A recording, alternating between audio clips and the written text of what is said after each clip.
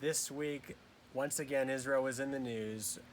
There was a sale of a hotel in the old city of Jerusalem called the Imperial Hotel, and a group of Jewish investors purchased the hotel in 2005 from the Greek Orthodox Church in the old city, but specifically in the Christian quarter. And the Greek Orthodox Church, they sold to these Jewish investors, and then they immediately were embarrassed by the sale, and so tried to take back the sale.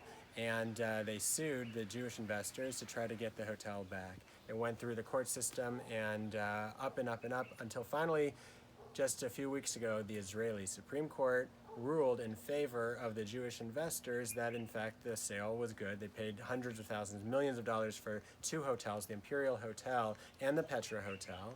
And the Supreme Court ruled that it was a good sale. Now the tenants are refusing to move out.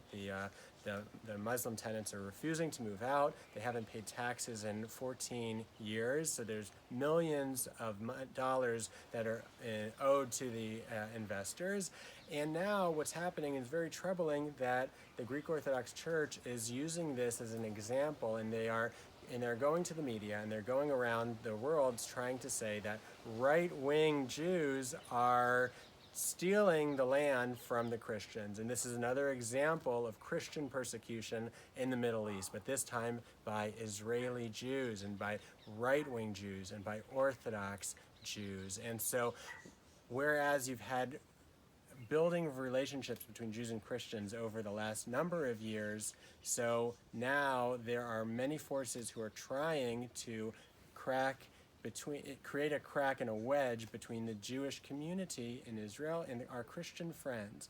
So I'm here with my friend Nathalie, who's a Christian, Nathalie Blackham, who is one of the Christian leaders here in Israel.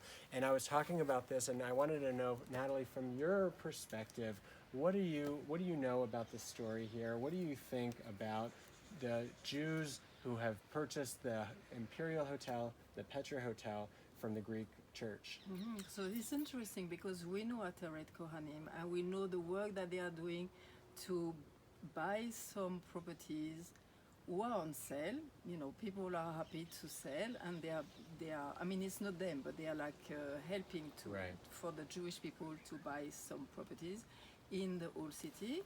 And for me, I have no problem at all for that, because we know that when the Jewish people buy something, will be obviously free. It will be for everybody. It makes that the Christian, the Muslim, the Jewish people can go if it's a hotel, if it will be a hotel. But the thing also that we need to know, the facts, you know, like Jerusalem, God say is where my throne will be. He gave the inheritance to the Jewish people of Israel and Jerusalem. And when we know also, when Eliezer ben Yehuda, I read a lot about his story right now, and during that time when he came in 1881 in Jerusalem, the majority of the people who were living in the old city, because it was still very small, the majority was Jewish, and a lot of people don't know that. And Jerusalem is Jewish. Opening is open for all the nations. Right. But it's wonderful to see. So you think it's wonderful that the Jews are purchasing Yeah. land in Because Jerusalem? they will bring more freedom for all the people to be able to live in peace. Right. When you see the Christian, our history is not so good, how we've been with the Jewish people. And the Muslim have been good sometimes, but like right now, not so good either. And so we know when the Jewish people wants to come, it's not just for them. They want to establish something. So Jews have been able to, have been living all over the world, right? Scattered around in exile. We come back to our land, and nobody, and we had to fight. Yes, For every inch. Every inch. To have it back. Now, Jews were living there in the from the 1850s and 1860s. In fact, the Petra Hotel was actually a Jewish hotel before in the late 1800s, in the early 1900s, until 1927. There was a pogrom, really, where the Jews who lived in the old city of Jerusalem were attacked by the Muslims, and there was an earthquake, and the Jews fled the area. Okay, as a result, it was taken over. The British came about, and they said, this is the Christian quarter, this is the Muslim quarter, Yes. this is the Armenian You're quarter. very And the right. Jews got a little eighth, and they called it the Jewish quarter, but it wasn't even but the Jews at the time were actually, and so now we're being told in our homeland, in the one Jewish state, that we're not allowed to live in certain parts of Jerusalem. So you mentioned Ateret Kohanim. Ateret Kohanim is an organization that believes very strongly that Jews should be allowed to live everywhere in Jerusalem. And I know that sounds crazy to some people. How could Jews live in the Christian quarter? How could Jews live in the Muslim quarter? Ateret Kohanim believes that Jews should be able to live anywhere in Jerusalem. They also believe that Muslims should be able to live anywhere in Jerusalem. They're not looking to discriminate against Muslims. They're not looking to discriminate against Christians, but they believe that Jews should not be discriminated against either, especially not in Jerusalem. Which is, I think, you put a very good point about the British mandate, because before Jerusalem was not divided. Again, I would say the majority of people in Jerusalem for a long time were Jewish, and when the British mandate came, the British they wanted to make everybody happy, so they divided Jerusalem, but it shouldn't be. That's right. And I'm just troubled by this because I got a call from Christian friends in America, who were saying, what's going on here? I heard that there's these Jews who are spitting on Christians, who are causing trouble, who are stealing from Christians. Is that true? I thought, and I said, what are you talking about? And there's like this misinformation, disinformation that's out there. People don't really know what's going on. But the property was purchased legally. The Supreme Court ruled in favor. The Supreme Court, said that this land belongs to the Jews who purchased it. And so, Christians have been persecuting Jews throughout our history because of the belief that we are not entitled to rights. We're not entitled to be living as Jews. And that's, we call that replacement theology. Yes, it is. And so, so Christians who, like the Greek Orthodox Church, so, they're saying that this belongs to them and not to the Jewish people. So, do you think that this is connected to replacement theology? Yes, it is. I've been thinking like for many years now, and I've been studying more the history of Israel and the Jewish roots of Christianity, and we have layers and layers and layers of anti-Semitism. So you take one out, and which makes like the Christian and the Jewish people coming closer, but suddenly we go a bit further, and there is another layer who has to be taken out, because we have been so brainwashed, if we can say. We've been instructed that now the Christian will be the one who rule. And this is part of replacement theology. But when you read in the Word of God, in the Bible, is that God has given Israel to the Jewish people, that it will be a light to the nations. But he said, now this plot of land, this is for you, for the Jewish people, and this is yours. I didn't say that. God says so.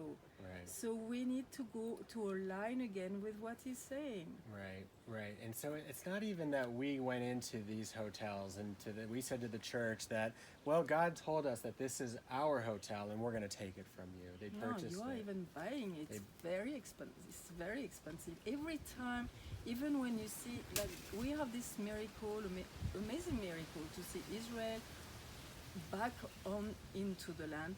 But for that, you had to fight for everything. When you established in 1948, saying now this is the state of Israel, a few hours after, you had to make war, to say, to to be able to survive. And this little Imperial Hotel is again the same story. Yeah. But as Christian, we should say, no, we are standing with you. The Supreme Court says so. Even if you look even at the history before, it was Jewish anyhow, and you are rebuying the things, you know. Right. And it's like, okay, let our Jewish friends Right. taking back what belongs to them anyway, So what would be to your make it beautiful, right? and for everybody to be able to certainly, come. you know, it was a hotel that was owned by Jews and certainly had Jewish clients and customers and guests and non-Jewish guests. And I don't know if Jews would feel comfortable today at the Imperial Hotel that's run by It won't be Palestinians, runs kosher. by Muslims. But when when Jews are running that hotel, I'm sure that it will be comfortable for Jews and comfortable for Christians. Jerusalem is the one place that is comfortable for Christians in the entire Middle East. And we believe that that Jerusalem is meant to be a place of prayer for all nations.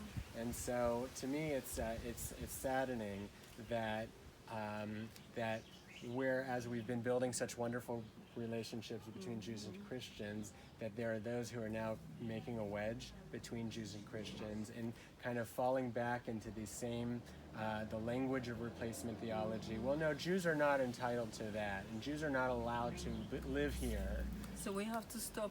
We have to think as Christians. We have to stop again and say, okay, what is the right thing? Where are we going? And if we are standing on what the Word of God is saying, that God is reestablishing Israel, giving to the Jewish people, that they are coming back, that they are making Aliyah, that they are not there. You are like restoring all the things. Do you understand? Right. It's like a restoration. And instead of creating roadblocks, We should be so happy because we know that this will bring peace. This will bring also prosperity for the people in Jerusalem and for all around the world. And this is like an example how we should act as Christians now. This is like a good example, saying, okay, where do you stand?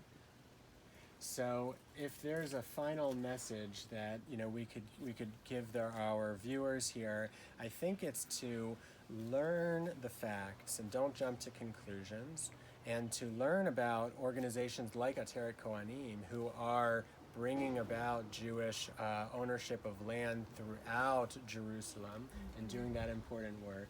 Do you have a final message that you think that Christian readers, Christian viewers should take from this story? I think more and more in my heart is like it's us as Christians who have to join the Jewish people.